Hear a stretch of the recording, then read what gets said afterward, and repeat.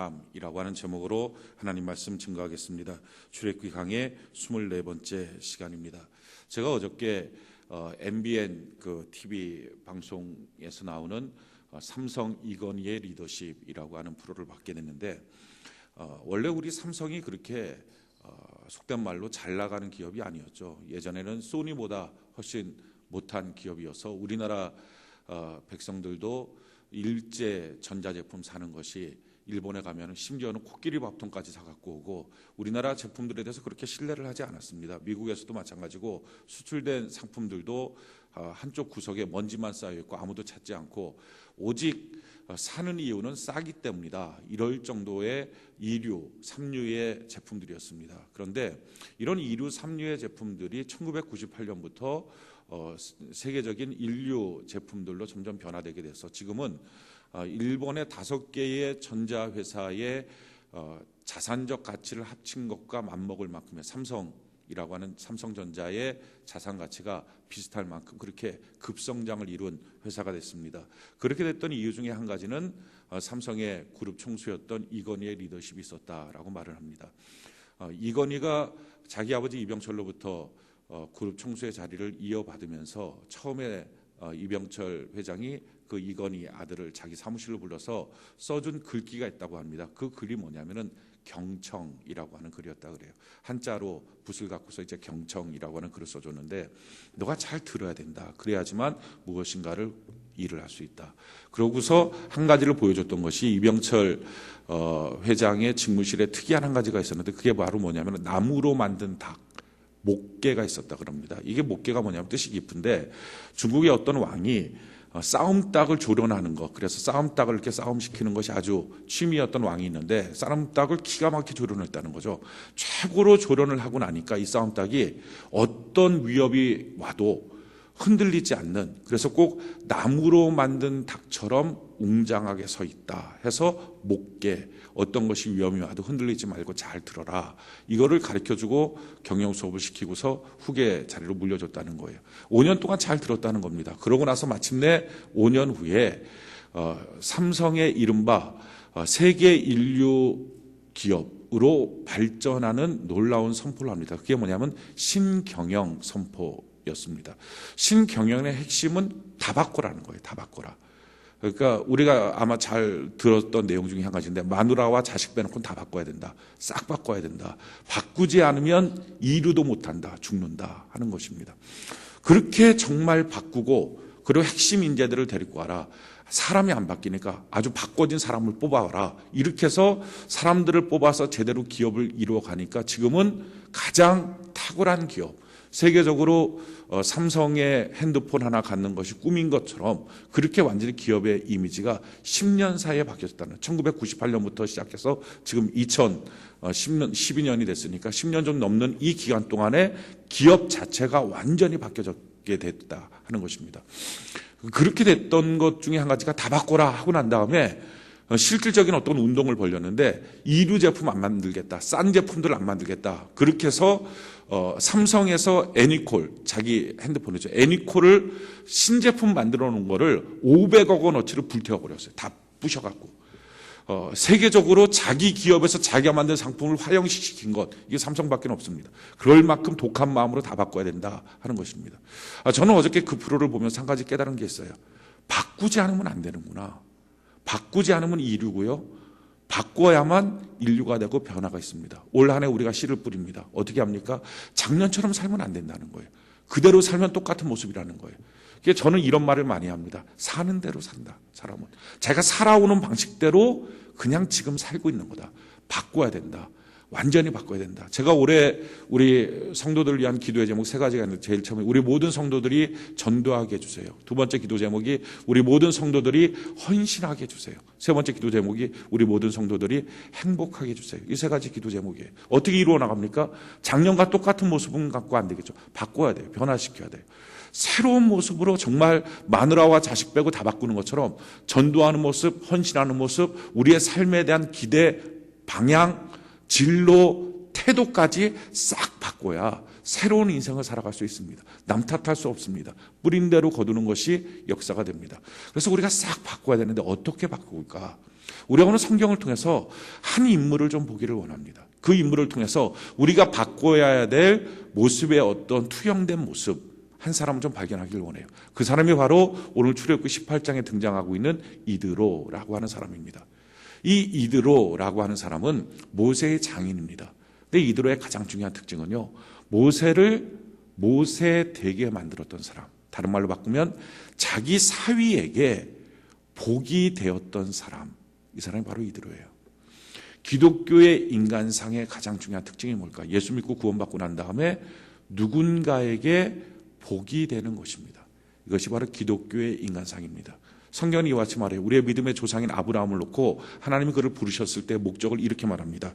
창세기 12장 1절로 2절에 보면 여호와께서 아브라함에게 이르시되 너는 너의 고향과 친척과 아버지의 집을 떠나 내가 내게 보여줄 땅으로 가라. 내가 너로 큰 민족을 이루고 내게 복을 주어 내 이름을 창대하게 하리니 너는 복이 될지라. 너가 복이어야 된다. 우리가 세종한교회에 복이어야 합니다. 우리가 우리 가정에 복이어야 되고 내가 다니는 기업, 내가 운영하는 사업장에 내가 복이 되어야 합니다. 만약에 내가 저주라면 참 골치 아픈 인생입니다. 내가 내 가정의 골칫덩어리 저주다. 내가 내 회사에서 저주다. 내가 교회 안에서의 저주다. 이건 참 고통이에요. 내가 우리 인생에 내가 주변에 만나는 모든 사람에게 복이 되어야 한다 하는 것이 기독교의 가장 중요한 인간적인 지향점입니다. 우리가 올 한 해 어떻게 살아야 됩니까? 지금 만약 작년까지 내가 어떤 문제 속에 살고 있었다면 바꿔야 돼요. 어떻게 내가 복이 되는 인생으로 좀 살아야 되겠다 하는 것입니다. 어떤 사람이 복이 되는 인생입니까? 성경은 말해요. 믿음과 지혜가 균형을 이룬 사람. 이 사람이 복이에요. 한번 예를 한번 들어볼까요? 우리가 어떤 아파갖고 병원에 갔어요. 의사한테 갔어요. 근데 이 의사가 너무 믿음이 좋아요. 다 성경책 펴놓고 기도하고 있다가 환자가 들어오면 예수 믿으십니까? 우리 같이 기도합시다. 하나님 낫게 해주옵소서. 얼마나 믿음 좋은지 몰라요. 우리 같은 사람 거기 가면 얼마나 안심이 되겠어요. 야, 이 사람 믿음 좋구나, 안심돼요. 근데 문제는 믿음은 너무 좋은데 실력이 없어요. 배 아프다 그러니까 배에다가 빨간 약 발라줘요. 이러면 또 가겠습니까? 그 병원? 안 간단 말이에요. 믿음은 있는데 지혜가 없다. 그러면 문제가 많습니다. 반대로요. 지혜는 있어요. 실력은 있어요. 그런데 믿음은 하나도 없어요.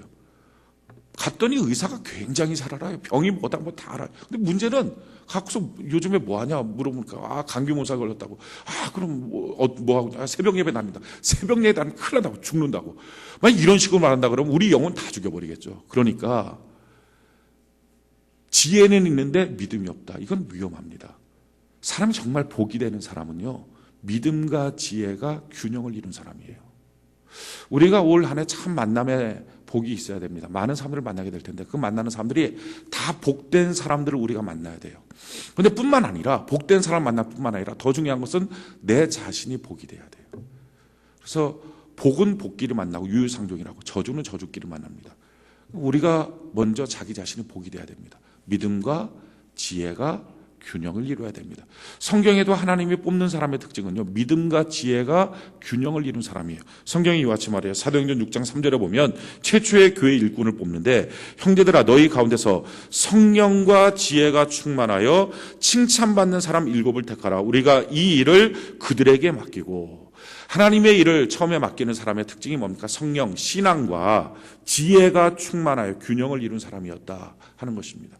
이 이드로라고 하는 사람은요, 바로 신앙과 지혜가 균형을 이룬 사람입니다. 자, 신앙과 지혜가 균형을 이룬 이 사람이 과연 어떤 데에 관심을 갖습니까? 어떤 데에 인생의 중요성을 갖습니까? 오늘 우리가 보면서 과연 이드로가 중요성을 가졌던 것과 내가 중요성을 갖고 있는 것이 어떤 차이가 있는지를 보고서 나를 보완해야 돼요.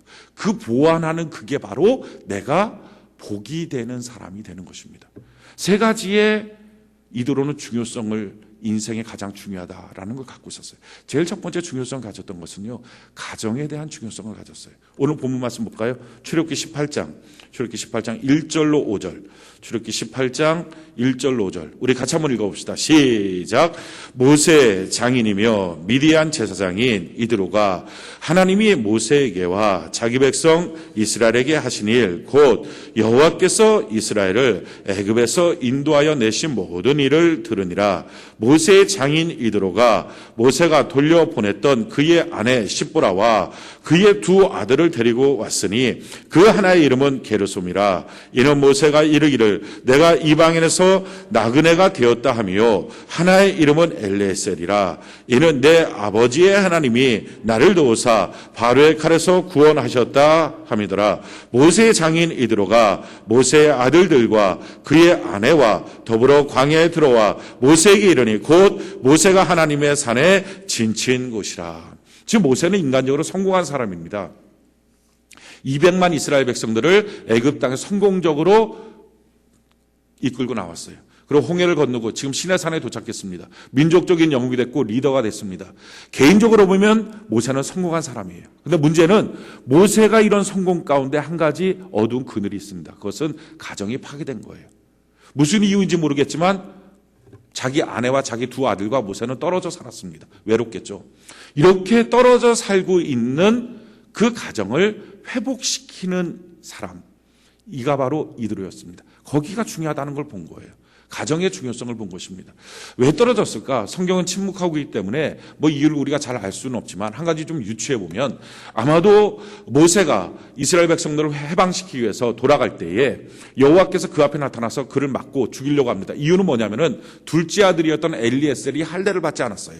그럴 때 둘째 아들 엘리에셀 할례를 주기 위해서 그 아내 십보라가 그 할례를 하고 난 다음에 그 할례 껍질을 집어 던지면서 모세한테 이렇게 말합니다. 당신은 나한테 참 피난 편이다. 이건 뭐냐면은 참 당신 짜증납니다. 다른 말로 바꾸면 모세만큼 십보라는 영적으로 성숙하지 못했습니다. 영적으로 성숙하지 못한 동역을 이룰 수 없는 자기 아내와 자녀들을 보면서 야, 민족 해방이라고 하는 이 어마어마한 일을 가정 안에서 불화가 생기면 어떻게 이룰 수 있을까? 그러니까 잠시 돌아가 있어라 하고 돌려보냈던 것 같아요. 아마도. 그러고 난 다음에 모세 혼자 있었습니다. 인간적으로 성공했어요. 민족 해방을 시켰습니다. 근데 문제는 외로움이 있습니다. 이 외로움의 문제 해결될 수 없습니다. 사람이 외로움 가운데 범죄할 수도 있고 타락할 수도 있습니다. 그럴 때 이드로라고 하는 지혜와 성령이 충만한 사람, 지혜와 신앙이 충만한 사람, 다른 말로 바꾸면 복이 되는 사람이 뭐랍니까? 가정의 회복이 중요하다는 것을 가르쳐 줍니다. 여러분, 복이 되는 사람은 누구예요? 가정을 깨는 사람이 아니에요. 가정이 중요하다는 걸 가르쳐 주는 거예요. 가정을 잘 가꾸어야 된다. 그런데 문제는 이것입니다. 가정을 잘 가꾸기 위해서 우리가 잘못된 사고방식 한 가지가 있어요. 이런 겁니다. 무조건 참으면 된다. 참아라. 너가 참으면 돼. 야, 너 남편한테 너가 좀 참아라. 너 아내한테 너가 좀 참아라. 참으면 돼. 아니에요. 가정은요, 희생하는 공간이 아니라 돕는 공간입니다. 하나님이 가정을 만드실 때 하와야, 너 아담한테 희생하라 라고 만든 게 아니라 돕는 자로 만들어줬어요. 다른 말로 바꾸면 날개 달아주는 것입니다. 그러니까 누가 복 있는 사람이에요? 자기의 아내를 보면서 어떻게 이 사람한테 날개를 달아줄까? 자기 남편을 보면서 어떻게 이 사람한테 날개를 달아줄까? 자기 자녀들을 보면서 어떻게 이 아이들에게 날개를 달아줄까? 자기 부모를 보면서 어떻게 우리 부모님께 날개를 달아줄까? 희생하는 공간이 아니에요. 과거에 얼마나 많은 가정이 희생을 통해서 그건 지켜진 게 아니에요. 악으로 산 거예요. 한으로 산 거예요. 그건 하나님의 뜻이 아닙니다. 그렇기 때문에요, 가정 안에서는 그냥 참는 게 아니라 기도해야 합니다. 하나님, 희생이 아니라 내가 어떻게 날개 달아줄 수 있나요? 보여야 되죠. 내 자녀한테, 내 아내한테, 내 남편한테 어떤 날개가 필요한지를 달아줘야죠. 지금 모세한테 필요한 날개가 뭡니까? 외로움이니까 사랑이라는 날개예요. 십보라가 와서 사랑이라는 날개를 달아줍니다. 지금 십보라한테 필요한 날개는 뭡니까? 신앙, 영성이라는 날개예요. 모세는 그에게 하나님의 베푸신 큰 은혜와 능력을 간증하면서 신앙이라고 하는 날개를 달아줍니다. 그게 가정이에요. 오늘 복 있는 사람은 누굽니까? 가정 안에서 날개를 달아줄 수 있는 사람, 가정의 중요성을 아는 사람. 오늘 하나님께 그래서 기도해야 됩니다. 하나님, 내 가정에 필요한 날개가 무엇입니까? 내가 보게 하시고 그걸 달아줄 수 있는 은혜를 내게 주옵소서. 자, 두 번째, 복 있는 사람, 신앙과 지혜가 균형을 이룬 사람의 특징은요, 말 그대로 신앙에 관심이 있었어요. 오늘 본문 한번 볼까요? 출애굽기 18장 8절 같이 한번 볼까요? 출애굽기 18장 8절. 같이 한번 한 목소리 한번 읽어봅시다. 시작.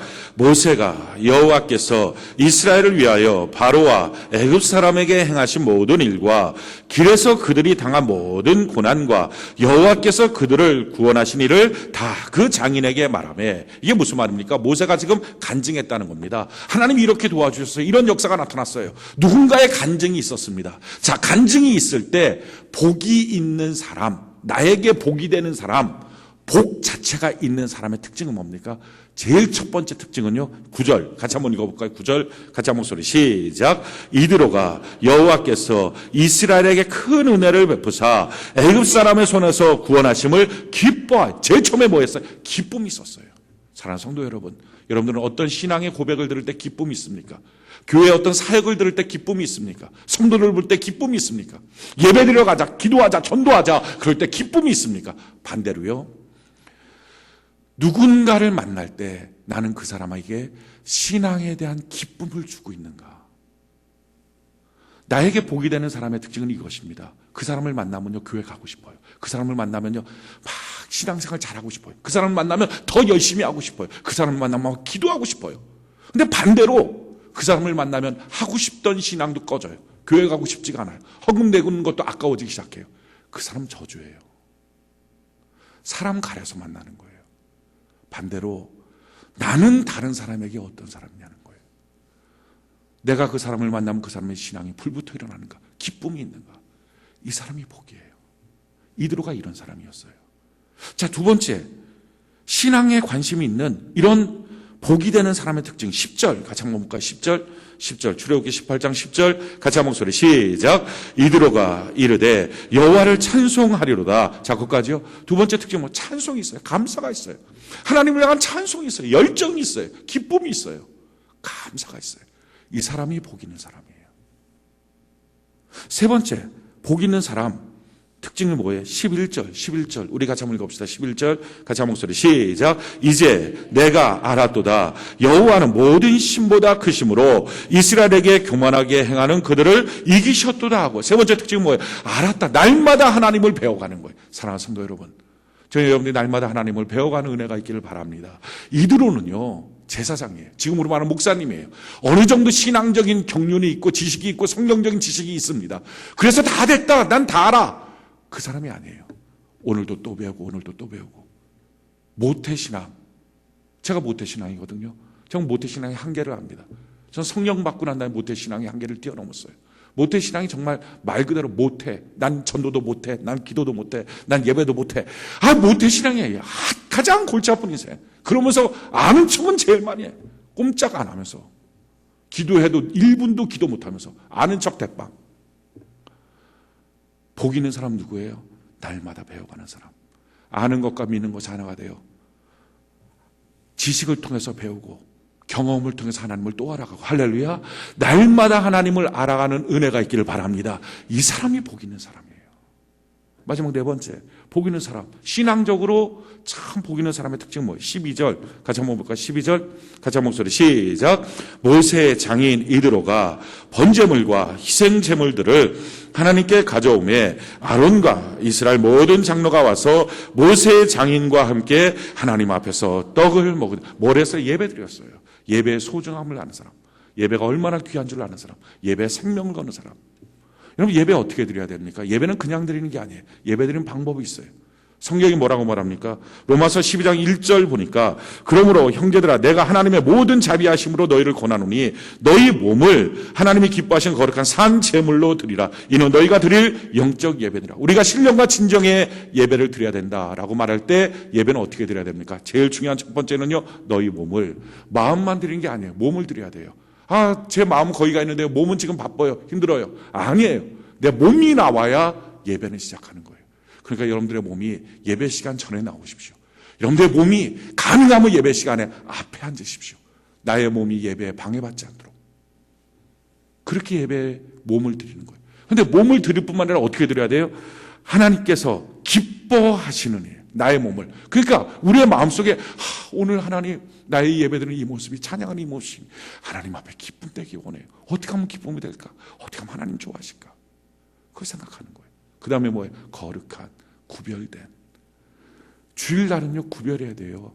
이날 사사로운이라고 다니면 안 돼요. 자기 개인적인 일이라고 다니는 게 아니에요. 구별해서 오직 주님만을 위해서 드리는 이 귀한 날. 그래서 이것을 주일날을 거룩하게 지켜라. 주일 성수, 지킬 수. 이게 주일 성수라는 거예요. 그 다음에 어떻게 거룩한 산, 반응하는. 기도도 반응하고 예배도 반응하고 찬송도 반응하고 막 이렇게 반응하는 그런 예배를 드려라. 마지막으로 뭐예요? 거룩한 산 제물로 드려라. 제물이 뭡니까? 우리나라 그런 고사 지내는 전통이 있잖아요.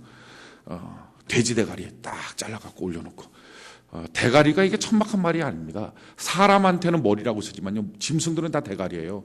짐승한테 개 머리, 돼지 머리, 이게 아닌 거예요. 잘못된 거예요. 돼지는 대가리예요. 그러니까 대가리를 딱 잘라서 올려놔요. 그러고 난 다음에 콧구멍에다 10,000원짜리 딱 꽂아놓고 입에다가 봉투 딱딱딱 꽂아놓는 거예요. 그리고 절해요. 자, 이게 고사인데요. 고사 드리기 전까지는 돼지 대가리예요. 근데 고사 드리는 순간에 제물로 올라가면 뭡니까? 그건 돼지 대가리가 아니라 주는 존재가 돼. 잘못된 거죠. 말도 안 되는 거잖아요. 그런데 재물이 뭐예요? 가치가 바뀌어졌다는 거예요. 진짜 예배, 영적 예배는 뭡니까? 예배 드리기 전에 나와 예배 드리고 난 다음에 내가 바뀌어지는 거예요. 생각도 모습도 태도도 행동도 바뀌어지는 거예요. 그게 예배예요. 아무것도 바뀌어지지 않았다. 그 사람 죽은 예배 드린 거예요. 자, 이렇게 바뀌어지는 예배를 드리고 나면 어떤 역사가 나타납니까? 분별할 수 있는 지혜가 생겨요. 이게 예배의 능력이에요. 그 다음 절에 뭐라고 말합니까? 너희는 이 세대를 본받지 말고 오직 마음을 새롭게 함으로 변화를 받아 하나님의 선하시고 기뻐하시고 온전하신 뜻이 무엇인지 분별하도록 하라. 그 전까지 분별이 안 돼요. 세상 살면서 왜 이런 일이 생길까? 누구를 만나야 될까? 무슨 사업을 해야 될까? 어디로 가야 될까? 아무것도 몰라요. 모르고 이 생 사는 거예요. 그런데 예배를 성공적으로 드리고 나면 분별이 되는 거예요. 하나님이 명령한 분별해라. 할 수 있으니까 명령하시겠죠. 누구 만나야 되는지, 어디로 가야 되는지, 무슨 사업 해야 되는지, 어느 직장 가야 될지, 누구와 결혼해야 될지 분별이 된다고요. 이게 예배의 능력이에요. 주일 성수를 하면요, 길을 알고 일주일을 삽니다. 예배를 실패하고 나면 길 모르고 일주일을 삽니다. 그러니까 수많은 인생의 상처투성 인생이 되는 거예요. 복 있는 사람 누구예요? 예배의 소중함을 아는 사람. 예배를 잘 드려야 되겠다. 이걸 아는 사람. 이 사람이 복 있는 사람이에요. 자, 복 있는 사람, 신앙과 지혜가 균형을 이룬 사람이 세 번째 관심 갖고 있던 분야가 뭡니까? 그것은 협동해야 된다. 협력해야 된다는 사실을 알았어요. 자, 오늘 본 말씀 출애굽기 18장 13절 14절.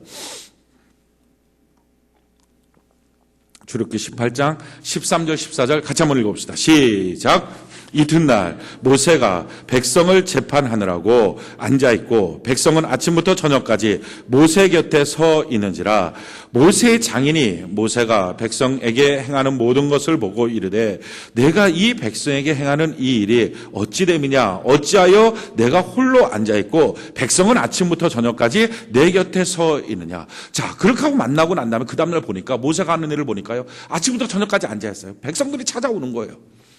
그냥 아침부터 저녁까지 앉아있는 그 모습을 물끄러미 보고 있었어요. 물어보는 거예요. 너 왜 이렇게 앉아있었니? 그랬더니 모세가 대답하죠. 15절에 보니까 모세가 그의 장인에게 대답하되 백성이 하나님께 물으려고 내게로 옵니다. 하나님 뜻이 뭔지 알아보려고 내게로 옵니다.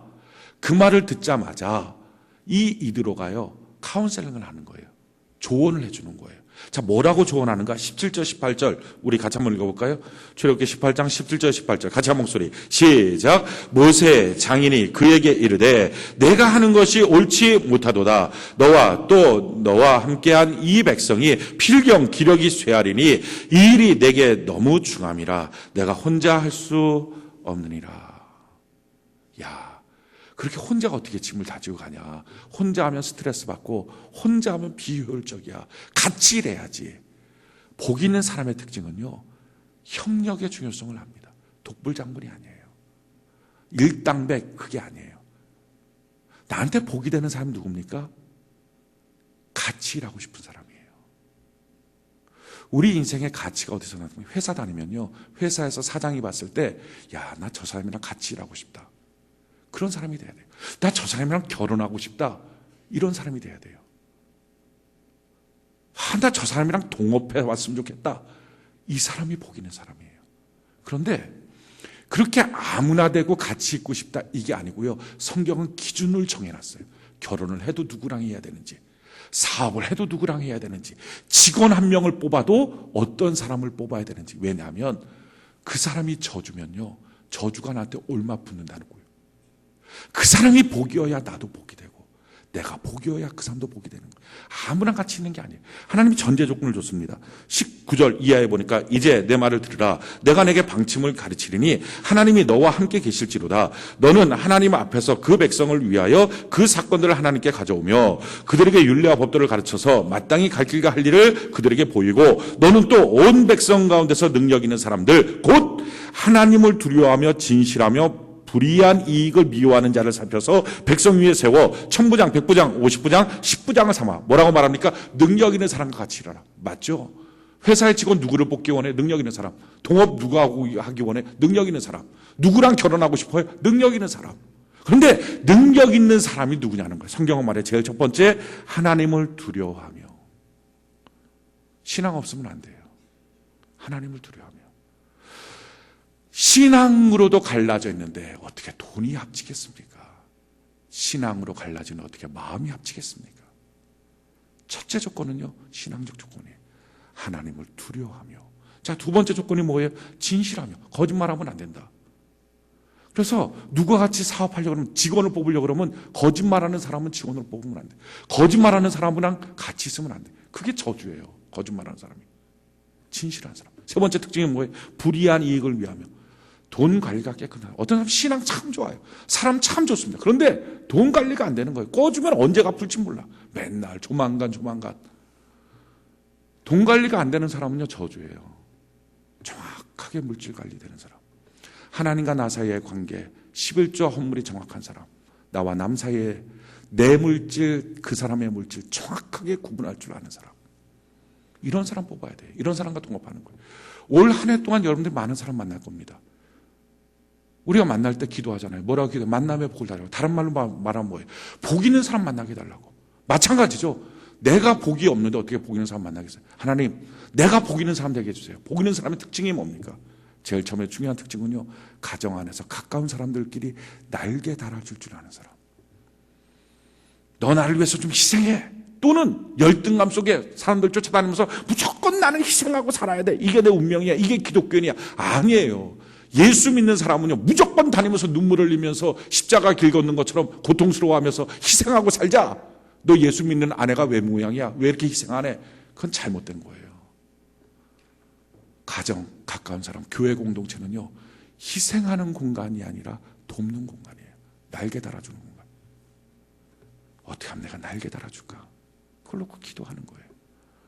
하나님 기뻐하고 신앙적으로 감사하고 날마다 배워가고 예배의 소중함을 알고, 사람을 만날 때는요, 아무나 만나는 게 아니라 하나님을 두려워할 줄 아는 사람을 만나고, 거짓말인지 아닌지를 분별해서 사람을 만나고, 물질관계 깨끗한 사람 만나고, 이렇게 하는 사람이 복 있는 사람이고요. 이렇게 만나겠다고 결심하는 게 복 있는 길을 가는 거고요. 내 자신이 이런 사람 되는 것이 복 있는 사람이 되는 것입니다. 이것이 예수 믿는 사람의 인간상의 모습입니다. 마지막으로 이드로라고 하는 사람의 특징은요, 짐이 되지 않는 사람이었어요.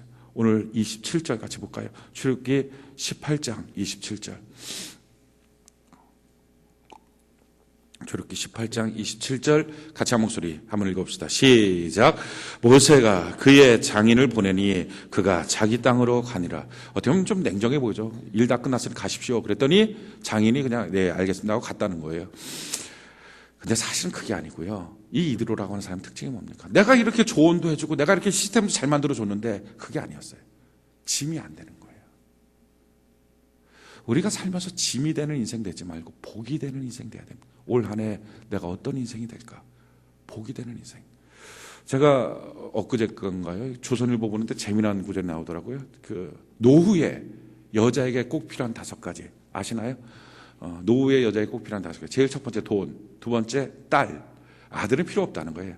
며느리한테 다 뺏겨갖고 딸. 세 번째 친구. 네 번째 취미생활. 5번째 강아지. 저는 그래도 남편이 나올 줄 알았어요. 근데 안 나와요. 강아지가 5번째. 그런데 남자의 노후에 필요한 5가지 뭔지 아십니까? 마누라 첫 번째, 두 번째 집사람, 세 번째 안사람, 네 번째 아내, 다섯 번째 부인. 자기 아내 한 명이에요. 늙음하게 정말 사랑하는, 섬겨주는 아내 없으면 남자는 완전히 아무것도 아닙니다. 그런데요, 이 아내들이 뭐라고 부르느냐, 이 남편들을 은퇴하잖아요. 집에만 있잖아요. 언젠가 남자들 은퇴하죠. 뭐 평생 돈 버는 사람 누가 있어요? 은퇴한단 말이에요. 그랬더니 이 남자들한테 이제 삼식이라고 부르는 거예요. 하루 세끼 꼬박이 먹는다 그래요. 삼식이. 심지어는요, 거기 나오더라고요. 종갓나 새끼 이렇게 나오더라고요. 이게 욕이 아니에요. 종일 하루 세끼 먹으면서 간식까지 축내는 인생, 게 종갓나 새끼예요. 그런데 은퇴 안 하는 남편은 누가 있습니까? 근데 모든 남자들이 다 종갓나 새끼가 되는 게 아니에요. 세 가지를 젊은 날서부터 잘 씨를 뿌리면 그렇게 안 된다는 거예요. 제일 첫 번째는요, 하루에 한 번 이상 자기 아내한테 사랑한다, 고맙다, 미안하다, 이 말을 하는 것. 두 번째, 자기 아내와 감정적인 교감이 있는 것. 세 번째, 한 번도 언어적인 폭력, 육체적인 폭력을 하지 않는 것. 그러니까 이거 어긴 사람은 종갓나 새끼 되는 거예요. 늙음하게 60세만 기다리고 있는 거예요. 여자들이 눈 반짝반짝 뜨면서 60세만 되면 너는 종갓나 새끼가 된다, 이렇게 보는 거예요.